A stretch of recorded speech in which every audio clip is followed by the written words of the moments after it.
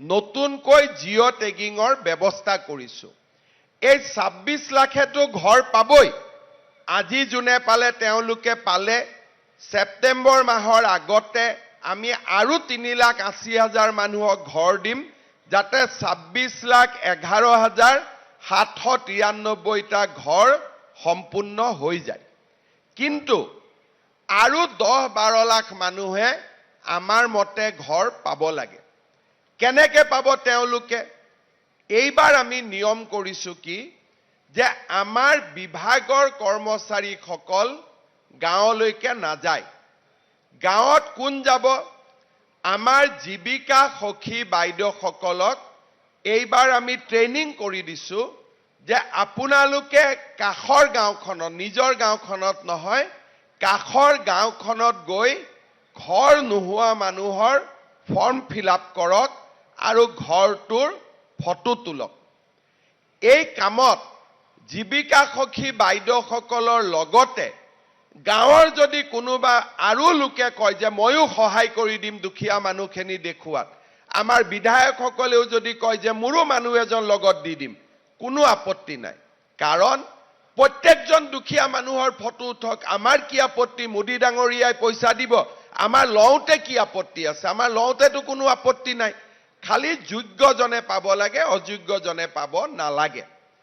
প্ৰথমতে জীৱিকা সখী বাইদেৱে আপোনালোকৰ গাঁৱলৈকে গৈ ফটো উঠাব আৰু ফৰ্ম ফিল আপ কৰিব। তাৰ পিছত এখন আমি গাঁও সভা পাতিম। গাঁও সভাখনত গাঁৱৰ মানুহে বহি সিদ্ধান্ত ল'ব যে এওঁৰ ঘৰটো পাকা, গতিকে এওঁৰ ঘৰৰ নামটো যদি আমি দি দিওঁ, পিছত আমাৰ গাঁওখনৰ নামটো বদনামী হ'ব। গতিকে সঁচা দুখীয়া দৰিদ্ৰ মানুহখিনিৰ নাম গাঁও সভাই নিৰ্ধাৰণ কৰি দিব। প্ৰথমতে জীৱিকা সখী বাইদেউসকলে ফটো তুলিব আৰু ফৰ্ম ফিল আপ কৰিব। তাৰ পিছত এইখিনি গাঁও সভালৈকে যাব। গাঁও সভাত যদি কোনোবা দুখীয়া মানুহৰ নাম কাটি দিয়ে, আমি ব্লক পৰ্যায়ত এখন কমিটি গঠন কৰি দিম। ব্লক পৰ্যায়ৰ কমিটিত তাৰ আকৌ এবাৰ বিবেচনা হ'ব। তৃতীয়বাৰ জিলা পৰ্যায়ত গৈ তাৰো বিবেচনা হ'ব।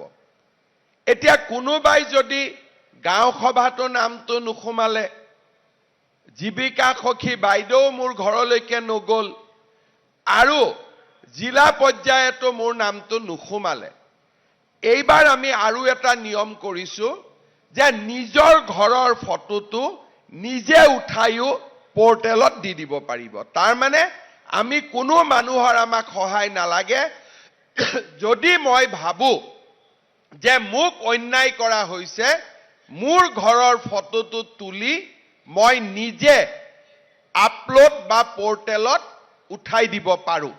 তাৰো কোনটো পৰ্টেলত আমি কেনেকৈ উঠাই দিব পাৰোঁ তাৰ বিষয়েও চৰকাৰে বাতৰি কাকত আৰু টিভিত বিজ্ঞাপনৰ ব্যৱস্থা কৰিছে।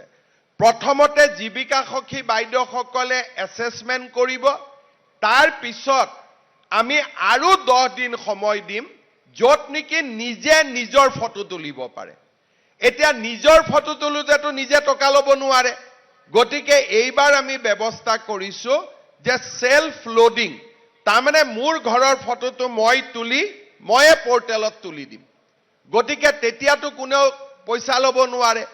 কোনোবা দুখীয়া মানুহৰ ঘৰত যদি জীৱিকা সখী বাইদেউ যোৱা নাই, ফৰ্মখন ফিল আপ কৰা নাই, তেতিয়াহ'লে গাঁৱৰ যিকোনো সংঘৰ ল'ৰা এজনে, যিকোনো আমাৰ ডেকা ল'ৰা এজনে দুখীয়া মানুহৰ ঘৰটোৰ ফটো তুলি ফটোটো আপলোড কৰি দিব পাৰিব। যোৱা ইলেকশ্যনৰ সময়ত যদি আপোনালোকৰ মনত আছে, মই প্ৰত্যেকখন ইলেকশ্যনৰ মিটিঙতে কৈছিলোঁ যে এতিয়াৰ পৰা GRSক নালাগে, গাঁও পঞ্চায়তৰ ছেক্ৰেটাৰী নালাগে, যাক ঘৰ লাগে সি নিজেই জিঅ' টেগিং কৰিব পাৰিব। আৰু এই ইলেকশ্যনৰ সময়ত দিয়া প্ৰতিশ্ৰুতিটো আমি পালন কৰি এইবাৰ প্ৰথম জীৱিকা সখী বাইদেউ আৰু দ্বিতীয়তে জীৱিকা সখী বাইদেউ যদি আমাৰ ঘৰলৈকে নাযায়, নিজৰ নিজৰ ফটো নিজে তুলি আমি এই ফটোটো পোৰ্টেলত দিব পাৰিম। ইয়াৰ পিছত পোৰ্টেলত যেতিয়া আপোনালোকে ফটো দিব, কোনটো কেঁচা ঘৰ, কোনটো পকী ঘৰ, বাকি যিখিনি প্ৰশ্ন আছে যে কৃষি মাটি কিমান, চৰকাৰী কৰ্মচাৰী ঘৰত আছে নেকি, এই গোটেই প্ৰশ্নবিলাকৰ লগত মিলাই আমি জিলাত এখন হিতাধিকাৰীৰ তালিকা নিৰ্বাচন কৰিম।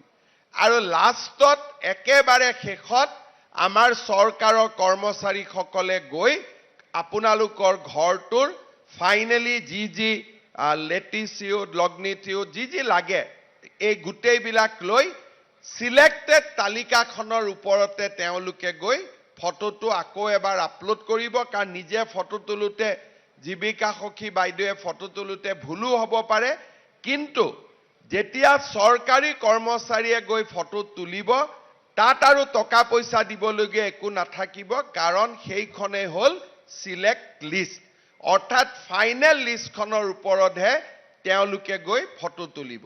গাঁও সভা তাৰ আগতেই হৈ যাব, ব্লক তাৰ আগতেই হৈ যাব, জিলা তাৰ আগতেই হৈ যাব। আপোনালোকে গমেই পাব যে মোৰ নামটো সিলেকশ্যন হৈ গ'ল। তাৰ পিছত আনুষ্ঠানিকতাখিনিহে আমাৰ চৰকাৰী কৰ্মচাৰীসকলে কৰিব। আমাৰ অসমত প্ৰধানমন্ত্ৰী আৱাস যোজনাৰ ঘৰ বিতৰণৰ ক্ষেত্ৰত যিমান দুৰ্নীতিৰ অভিযোগ আছিল, এই গোটেইবিলাক নোহোৱা কৰি এইবাৰ আমি এনে সুন্দৰ ব্যৱস্থাৰে নতুনকৈ আমি নোপোৱা মানুহখিনিৰো ঘৰ আমি বিতৰণ কৰাৰ বাবে বা ঘৰৰ তালিকা আমি সিলেক্ট কৰাৰ বাবে সিদ্ধান্ত গ্ৰহণ কৰিছো। অৰ্থাৎ মই তিনিটা কথা আপোনালোকক কৈছো। আজি যিসকলে সভাত আহিছে তেওঁলোকে প্ৰথম কিস্তিৰ ধন আজি কালি পৰহিৰ ভিতৰত তেওঁলোকে বেংকৰ একাউণ্টত পাব। দ্বিতীয়, যাৰ নাম লিষ্টত আছে, কোনোবাই কৈছে মোৰ নামটো কাটি দিলে, কাৰো নাম কোনেও কাটি দিয়া নাই। অহা বছৰ অৰ্থাৎ এপ্ৰিলৰ পৰা অহা বছৰ বুলি ক'লে 2026 নহয়, 2025 চনৰ ভিতৰতে আমি বাকী 3,80,000 মানুহকো আমি ঘৰ দিয়াৰ ব্যৱস্থা কৰিম। আৰু যাৰ ঘৰ নাই, কোনো লিষ্টত নাই, তেওঁলোকৰ বাবে মই কোৱা পদ্ধতিটোৰে জীৱিকা সখী বাইদেউসকলৰ জৰিয়তে আমি জিঅ' টেগিঙৰ ব্যৱস্থা কৰিম। আজি আপোনালোকে মিটিঙৰ পৰা যাব, যিবিলাকে ঘৰ পোৱা নাই তেওঁলোকে আপোনালোকক অলপমান হিংসা কৰিব যে এওঁলোকে পালে আমাক নাপালে। আপোনালোকে তেওঁলোকক বুজাই দিব যে কোনো হিংসা কৰিবলগীয়া নাই। মুখ্যমন্ত্ৰী ডাঙৰীয়াই কৈছে যে নোপোৱাবিলাকৰো আমি সমীক্ষা আৰম্ভ কৰিছো।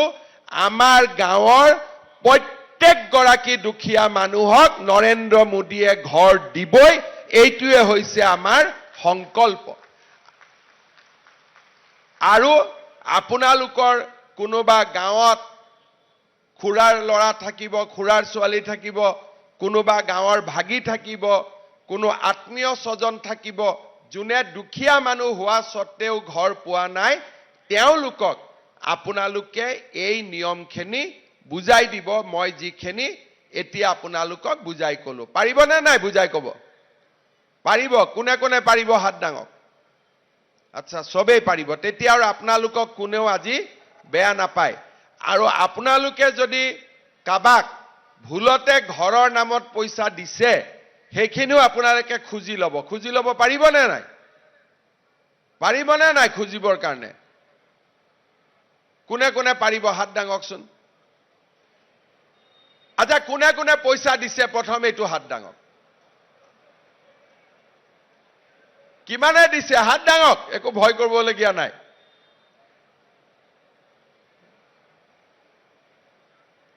ঠিক আছে, যিকেইগৰাকীয়ে হাত দাঙিছে তেওঁলোকেও যাক পইচা দিছে খুজি ল'ব। আৰু যোনে হাত দাঙা নাই তেওঁলোকেও যাক আজি আপোনালোকে যদি কাবাক পইচা দিছে আপোনালোকে পইচা ঘূৰাই ল'ব, কাৰণ এই টকা আমাক মোদীয়ে দিছে, এই টকা কোনেও আমাক দালালে দিয়া নাই, দালালক আমি টকা নিদিওঁ, আমি মাত্ৰ নৰেন্দ্ৰ মোদী ডাঙৰীয়াক ঘৰ দিয়াৰ কাৰণে আশীৰ্বাদ কৰিম। হ'ব? কৰিম নে নহয় আশীৰ্বাদ? আৰু আশীৰ্বাদটো মুখেদি নকৰে, আশীৰ্বাদটো পদুম চিহ্নত ভোট দি কৰে। সেইটো বুজি পায় নে নাপায়? আশীৰ্বাদটো মুখেদি কৰিলে নহ'ব, ইলেকশ্যনত ভাল আশীৰ্বাদ কৰিব লাগিব, তেতিয়াহে মোদী ডাঙৰীয়াৰ গাত লাগিব আশীৰ্বাদটো। নহ'লে বাহিৰৰ পৰা আশীৰ্বাদ দি থাকিলেতো গাত নালাগিব। যেতিয়া মোদী ডাঙৰীয়াক আমি সকলোৱে মিলি বাৰে বাৰে জিকাই থাকিম, তেতিয়াহে আমাৰ আশীৰ্বাদটো গাত লাগিব।